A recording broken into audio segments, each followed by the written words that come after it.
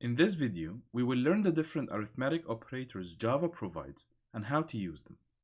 Mostly like the basic calculator on your computer, the arithmetic operators work as you would expect. An arithmetic operator can be a unary operator, which means it has a single operand, or a binary operator, which means it requires two operands to work. The first operator Java supports is the unary negation. The unary negation is the regular minus operator that makes the number negative. You could also apply the negation to a variable. The plus operator adds the operands. The operands could be all literals, all variables, or a mix of both. The minus operator performs the subtraction. Similar to the plus operator, the operands could be of any type. Multiplication is performed using the asterisk operator. Division in Java is performed using a single forward slash. Remember, a double forward slash will create a simple comment in Java. Like all other operators, operands of a division could be any mix of variables, literals, or other expressions. When it comes to division, you must pay extra attention to the operands used for two reasons. The first is that dividing by 0 will cause a runtime error. The second important point is the integer division. To understand this issue, let me ask you this question. What do you think Java will print if you calculate 5 divided by 2 as we can see it here? Most likely you answer 2.5. For Java, this is not the case. Java is actually going to print 2. This is because both 5 and 2 are integers. That's why the output will be an integer. Since 2.5 is a double, Java will suppress the 0.5 and prints 2. So how do we fix this? To fix this, you have to tell Java that at least one of the operands is going to be a double. For example, you could say 5.0 divided by 2, or 5 divided by 2.0, or 5.0 divided by 2.0. You're telling Java that at least one of these operands is going to be a double, which will make the whole operation double. The last operator, which could be a new one for us, is the modulo or the modulus operator. The modulus operation uses the percent sign. Simply put, the modulo operation will give you the remainder of the division operation. Let's take an example to understand how to calculate the modulo. Assume that we divide 7 by 5. What would be the remainder? One way to do it is to list these 5 steps and then count 7. If you count 7, you will find that you stop at 2, which means that 7 modulo 5 is 2. You could also think of it as how many units of 5 do we have in 7, and what is the remainder. So for example, a 7 has a single 5, and 2 is the remainder. Let's take another example. What is 13 modulo 5? A 13 has 2 5s, and the remainder will be 3. So the operation 13 modulo 5 is 3. This operation will be very useful for us in the future. A simple application of the modulo operation is the detection of odd and even numbers. An even number, if divided by 2, leaves no remainder. Therefore, a number x modulo 2 will give 0 or 1. This way we know that if the result of the modulo operation is 0, x is even. Otherwise, it must be odd. Now that we know all the operators that Java supports and how to use them, we need to learn how Java interprets them and in what order. As you solve more complex problems, your mathematical expression will get complicated. Java has an order in which it processes the arithmetic operations in case of complex operations. The first operator that is processed will be the unary negation. When the unary negation is used, the association is done from right to left. So in this example, the 4 is associated to the negative sign to its left. This leads to negative 4 added to 3, which gives us negative 1. The unary negation is followed by the multiplication, division, and modulo operators. They are all of the same level and they are associated from left to right. In this example, the unary negation will be assessed first, making the first term negative 4. Second, the 4 modulo 3 is calculated, leading to 1. The 1 is then multiplied by 13, which is 13. We are left with 2 additions. In this case, we process them from the left. Negative 4 plus 13 gives 9, and then 9 plus 2 gives the final answer of 11. In the final example, we start by the processing of 6 times 3, which is 18. Notice that the -4 is not a unary negation. It has two operands before and after. Then we are left with three addition and subtraction operations. We process them from the left.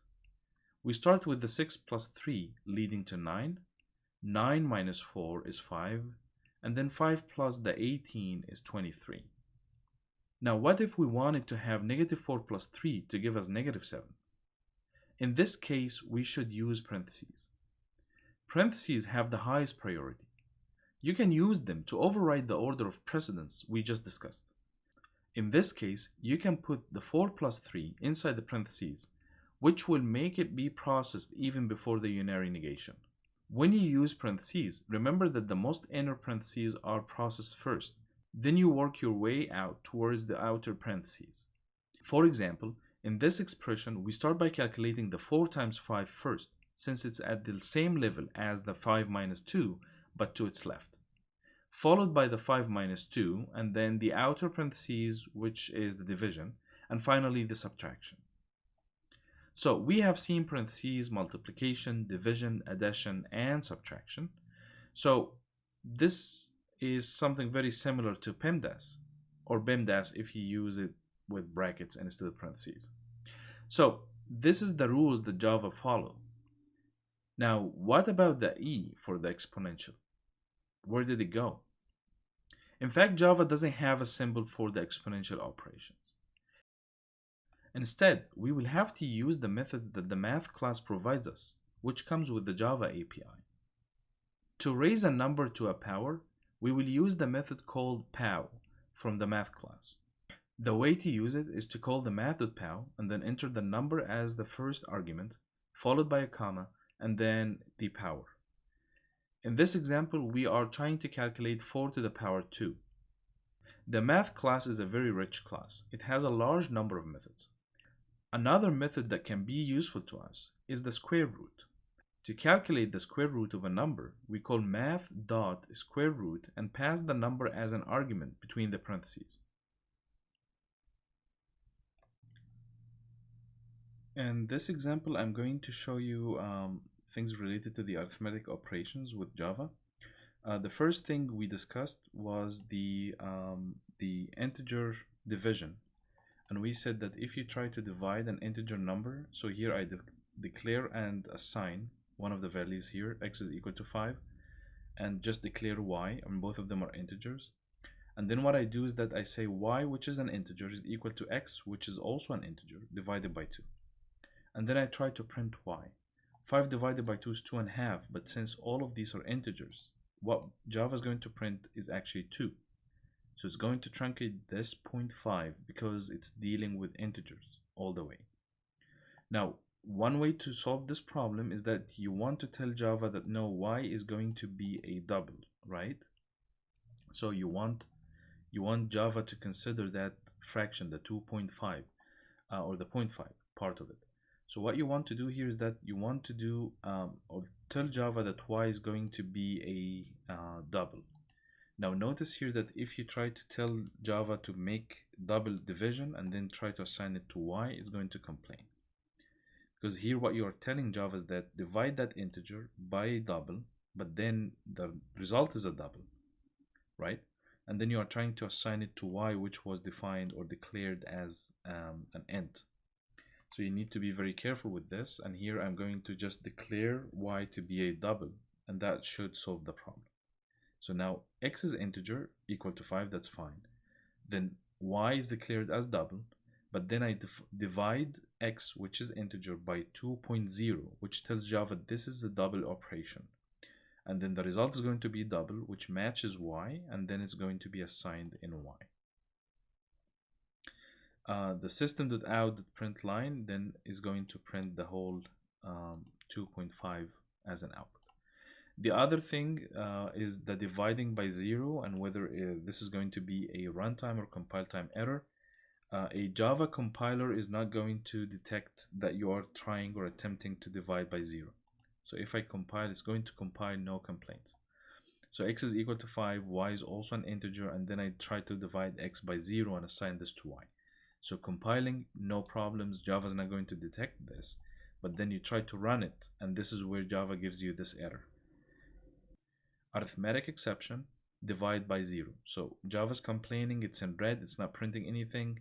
So here it complains, and you will notice also that if you click it, it's going to highlight that line for you. All right, so a couple of things here is that actually if you click it, it will take you to the line. That's why it's very important to get the numbering of the editor.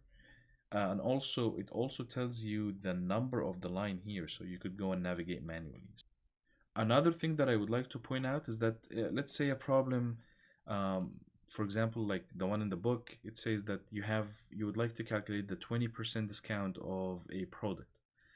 So one thing you need to consider is that the 20% is not something that Java will understand. So for you will define a double, all right, that is called, for example, discount, which is going to be 20%, which is 20 divided by 100, so that would be the 0.2. So 0.2 is the rate of the discount for you. So you have to define it as a double, and it has to be written this way. The last thing we will discuss is the math class and how to utilize the methods that come with it. One thing that we discussed two methods. The first is double. We would like to calculate the power. So let's say, for example, result is equal to math. So that's the name of the class dot pow. That's the name of the method, and then we would say 5.0 with the power 3, for example, or to the power 3. All right, and then what we could do is to go and try to print this result here. All right, so here I'm going to put result, compile, run, and we didn't cover this here. That's what I'm still complaining about. All right, so there we go. So 5 to the power 3 is 125. All right, so that is calculated here. Another thing we could do is to use the square root method. So here I'm not going to declare a method for declare a variable for it. I'm just going to print it here. So math dot square root, and I would like to calculate the square root of 125. All right, and print that. So here, if I run it, that is going to be the 11.1. So here, if you use something that is easier to give us whole number, so compile, run, that should give us the 10.